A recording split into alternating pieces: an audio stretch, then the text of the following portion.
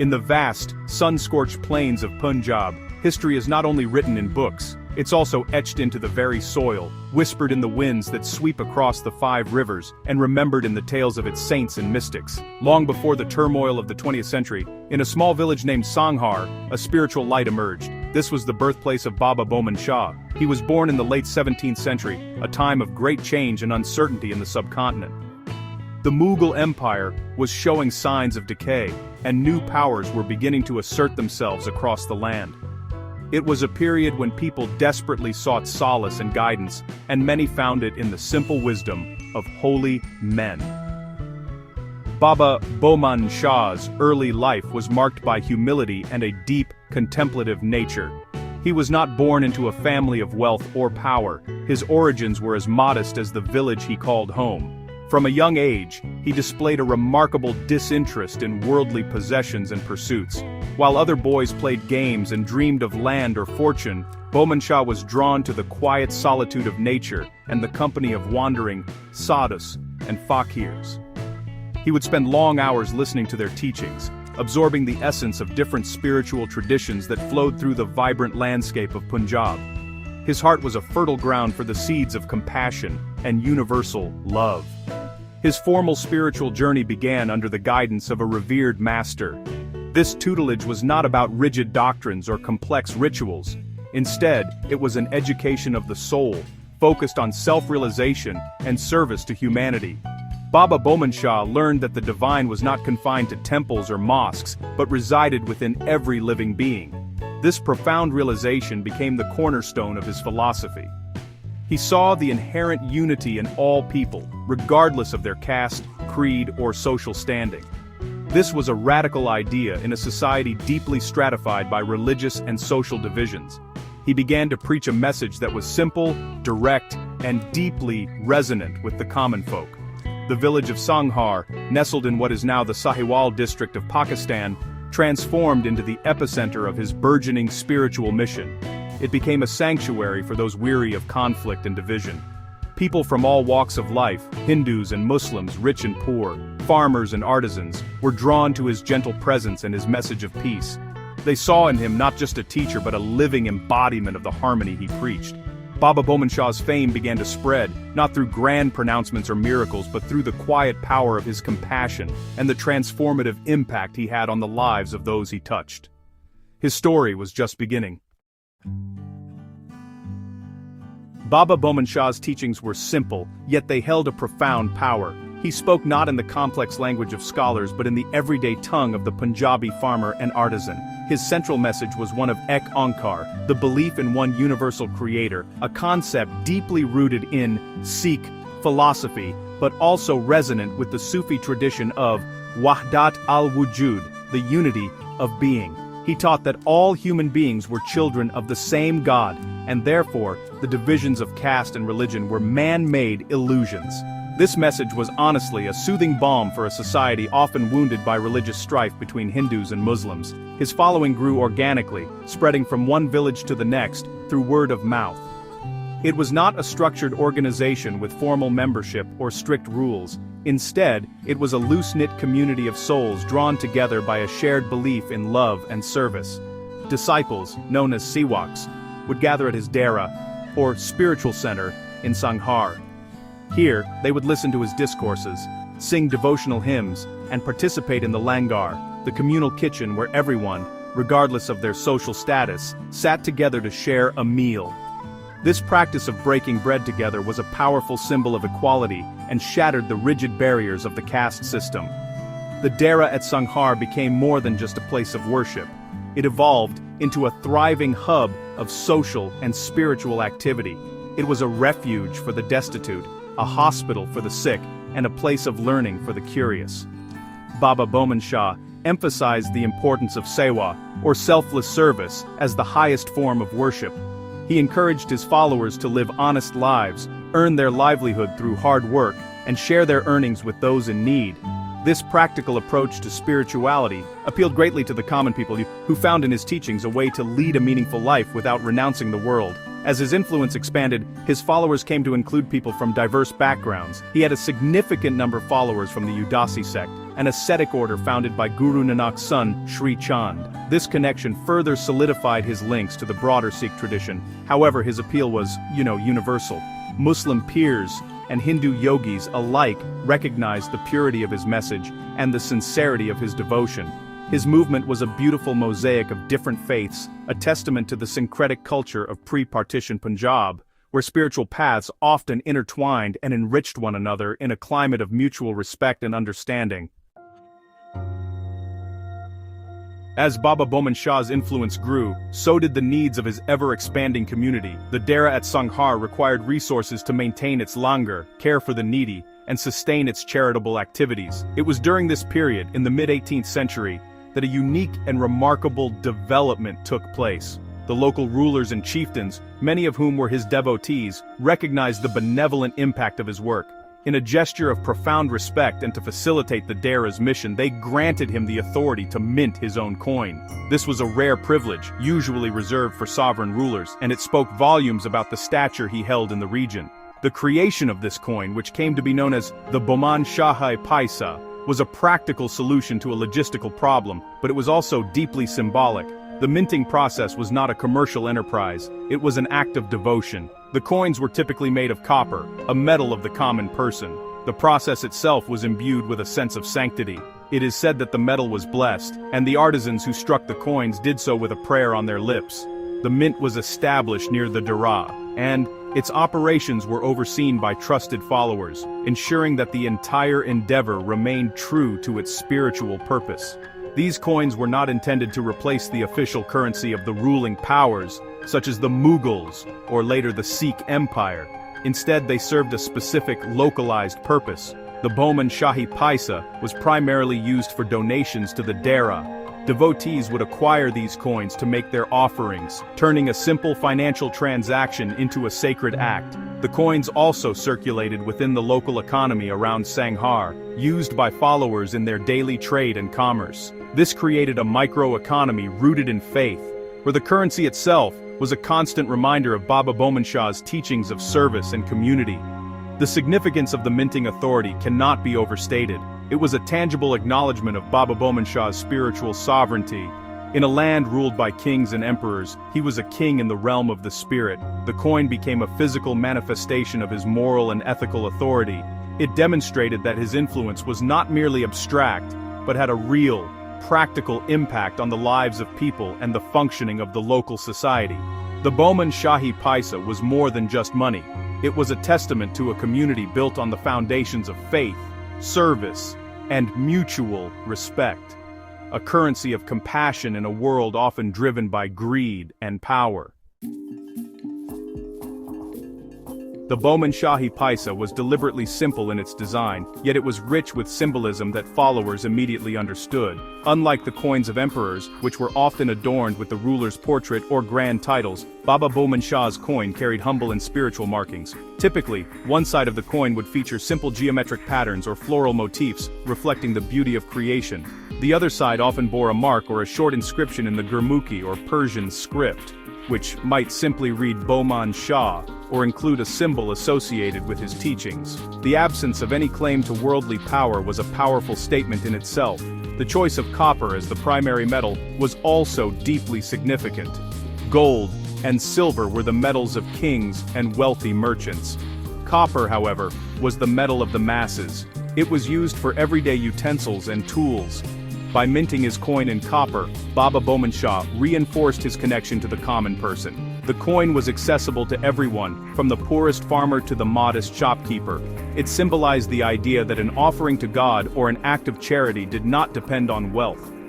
The value was not in the metal, but in the intention behind the giving, a principle that lay at the very heart of his spiritual message.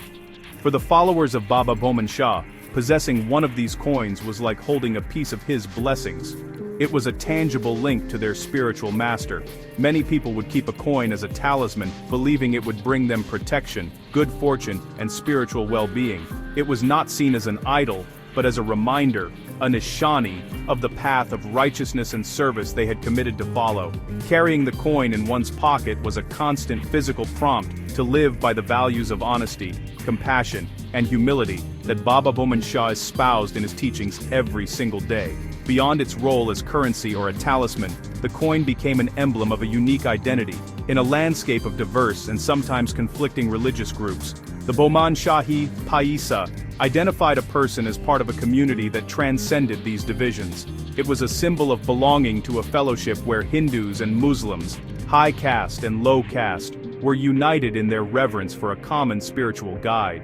The coin represented a shared social and cultural space, a peaceful island in the often turbulent sea of religious politics. It was the currency of a parallel kingdom, a kingdom of the heart, ruled by love and not by the sword. The circulation of the Bhomanshahi Paisa wove the teachings of Baba Bhomanshah directly into the cultural fabric of central Punjab. The coin was not just an economic tool, it was a medium for storytelling and cultural transmission. Every time a coin exchanged hands, whether at a market stall to buy grain or as an offering at the Dera, it carried with it the story of the saint of Sanghar. It sparked conversations and reinforced a collective memory. Grandmothers would show the coin to their grandchildren, telling them tales of the holy man who taught that service to humanity was service to God. In this way, the coin helped to pass down a legacy of peace and unity from one generation to the next. The presence of the coin also had a profound impact on social harmony in the regions where it was used. In an era where religious identity could often be a source of friction, the Bhomanshahi Paisa acted as a unifying symbol. A Muslim shopkeeper would readily accept the coin from a Hindu farmer, and vice versa, because its value was guaranteed not by a king, but by the shared reverence for a saint who belonged to them all. This daily act of trust and mutual acceptance facilitated by the coin helped to strengthen the bonds of community and foster an environment of peaceful coexistence. It was a practical demonstration of the syncretic spirit that defined Punjab for centuries. The coin also played a role in the patronage of local arts and crafts. The minting process itself required skilled artisans. Furthermore, the Dera became a center for devotional music, poetry, and other cultural expressions. The resources, generated through the offerings, facilitated by the coin, helped to support these activities. Curtains were sung, spiritual poetry was composed in the local Punjabi dialect, and a unique cultural milieu flourished around the Dera. The coin was, in essence, funding the preservation and growth of a folk spiritual tradition that was accessible and meaningful to the ordinary people of the land, distinct from the high culture of the royal courts. Over time, the legacy of Baba Bhomanshah and his coin became deeply embedded in regional folklore. His Dera at Sanghar, and later the main seat at the village of Bhomanshah, became important pilgrimage sites. Annual fairs, or melas, were held to commemorate his life and teachings, attracting vast crowds from all over Punjab. During these fairs, the Bhomanshahi Paisa would have been especially prominent, used for offerings and trade, its circulation a vibrant expression of the community's collective faith. The coin was not merely a historical artifact, it was a living part of a dynamic cultural and religious tradition that shaped the identity of the region for nearly 2 centuries. The year 1947 brought a storm that tore the fabric of Punjab apart. The Radcliffe Line, drawn with brutal haste, sliced through the heartland of Baba Bhomanshah's following. Villages were cleaved, communities were shattered, and neighbors turned on each other in a frenzy of violence. The syncretic world that had nurtured the saint's message of unity was set ablaze. Sanghar, the birthplace of the movement, and the main at Bhomanshah, both fell on the Pakistani side of the new border. For the Hindu and Sikh followers of Baba Bhomanshah, this was a cataclysmic event. They were forced to abandon their homes, their lands, and their sacred sites. The partition was not just a geographical division, it was a violent sundering of a shared heritage. The followers of Baba Bhomanshah, who for generations had lived by a creed that transcended religious labels, were now forced to identify themselves as either Hindu, Sikh, or Muslim. The Hindu and Sikh devotees fled eastward to India, carrying with them only what they could hold in their hands and in their hearts. The they left behind, once vibrant centers of interfaith harmony, were abandoned or fell into disrepair. The physical connection to the source of their spiritual tradition was severed overnight, leaving a deep and painful void. In the chaos and trauma of migration, many tangible pieces of this heritage were lost forever. Sacred texts, relics, and innumerable disappeared. The coins, once symbols of unity, became relics of a lost world. Some were buried for safekeeping and never recovered. Others were melted down for their metal. For the refugees struggling to build new lives in India, a single copper coin seemed like a trivial thing to preserve amidst the struggle for survival. Yet, for those who managed to keep one, the coin transformed into something even more precious. A poignant memento of a peaceful past and a home they could never return to. The legacy of Baba Bhomanshah faced the grave danger of being forgotten. On the Pakistani side, the movement's non-Muslim character meant it gradually faded from public consciousness in a nation forged on a new religious identity. On the Indian side, the displaced followers were scattered across different states. They were a minority within a sea of other refugees, and their unique traditions struggled to find a foothold. The great spiritual movement that had once united a significant portion of central Punjab was now fragmented, its people dispersed, and its central artery cut by an unforgiving political border. The era of the as-a-living currency had come to an abrupt and tragic end. In the decades following the partition, the legacy of Baba Bhomanshah survived not in grand institutions, but in the quiet resilience of his scattered followers. In India, the refugees who carried his memory established small community centers and shrines in their new homes, particularly in the towns and cities of Punjab, Haryana, and Delhi. These were modest compared to the sprawling centers they had left behind, but they served as vital anchors for the displaced community. Here, they could gather to sing the same hymns, share the same stories, and keep the flame of their tradition alive, even in exile. The spirit of the Sangha was rekindled in these small pockets of faith, that took on a new role in this post-partition world. It was no longer a medium of exchange but a sacred relic. Families who had managed to save a coin passed it down through generations as a priceless heirloom. It was a direct physical link to their ancestral land and to the saint himself. The coin became the centerpiece of family lore, a conversation starter for the younger generation who had never seen the land of their ancestors. Holding the old copper coin, they could feel the weight of their history and connect with the stories of a time when their community lived in a world without the borders that now define their existence. On the other side of the border, in Pakistan, the original at Songhar and Bhomanshah met a different fate. For years they lay neglected, silent witnesses to a departed community. Local Muslims, whose own ancestors may have revered the saint, often protected the sites out of a lingering sense of respect for a holy man. However, without the community to sustain them, the physical structures slowly decayed. The story of Baba Bhomanshah and his coin faded into local folklore, a whisper of a bygone era of interfaith harmony.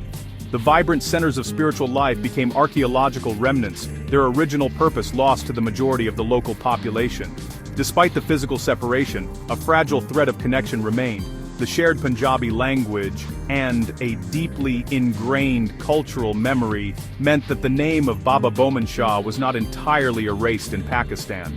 Scholars and local historians occasionally took interest in the ruins and the stories associated with them. The tale of a saint who preached unity and even minted his own coin was too remarkable to disappear completely. These faint echoes across the border served as a testament to the enduring power of his message, a message that lay dormant, waiting for a time when it could once again be heard on both sides of the divide.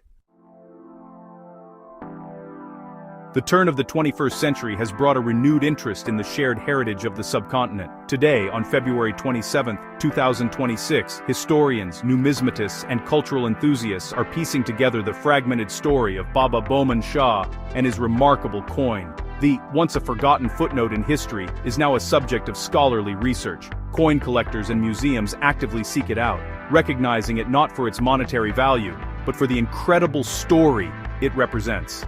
Each discovered coin is a clue, helping to map the extent of the saint's influence and providing tangible evidence of Punjab's pluralistic past. The digital age has played a crucial role in this rediscovery. The internet and social media have become virtual bridges, connecting descendants of Baba Bhomanshah's followers across the globe. People in India, Pakistan, Canada, and the United Kingdom can now share family stories, old photographs, and images of the coins they have inherited. Online forums dedicated to Punjabi history and numismatics have become spaces where this scattered heritage is being reassembled. A young person in Delhi can now see pictures of the ancestral in Pakistan, and a historian in Lahore can learn about the living traditions of the community in India, all with just a few clicks. This renewed interest has also sparked a form of heritage tourism. Some members of the diaspora, armed with old stories and new technology like Google Maps, have begun to travel back to Pakistan to visit the sites associated with Baba Bhomanshah. These journeys are often emotional pilgrimages, a chance to walk on the land of their forefathers and see the remains of the sacred spaces they had only heard about in stories. These visits have also led to heartwarming encounters with local villagers in Pakistan, who share their own legends about the saint, revealing how his memory has been preserved in different ways on both sides of the border. He has thus transformed once again, from a currency of faith to a relic of partition. It has now become a catalyst for connection and reconciliation. It encourages people to look beyond the painful history of division and explore a shared past where identities were more fluid and communities were built on mutual respect. The coin challenges the simplistic narratives that have dominated the relationship between India and Pakistan. It serves as a powerful reminder that beneath the political fault lines lies a deep common cultural bedrock, a heritage that belongs to everyone in the land of the five rivers. The story of Baba Bhomanshah and his forgotten coin is more than just a curious historical episode. It is a powerful parable for our times. In a world still plagued by religious intolerance and conflict, his simple message of universal love and human unity remains as relevant today as it was 3 centuries ago. He demonstrated that it is possible to build bridges of understanding between different faiths and to create communities where diversity is celebrated, not feared. His life's work serves as a blueprint for a more peaceful and harmonious society, a goal we are still striving to achieve in the 21st century. The stands as a potent symbol of this legacy. It represents a different kind of power. Not the power of armies and empires, but the power of compassion and selfless service. It is a testament to the idea that true value lies not in material wealth, but in our capacity for kindness and our commitment to the well-being of others. The coin reminds us that the most enduring kingdoms are not built on land, but in the hearts of people. It challenges us to think about what kind of currency we use in our own lives. Are we trading in division and suspicion, or in trust and mutual respect? The journey of the coin through history, from a tool of commerce to a relic of exile, and finally to a bridge of reconnection, mirrors the journey of the Punjabi people themselves. It encapsulates the glory of their shared culture, the trauma of their division, and the enduring hope for reconciliation.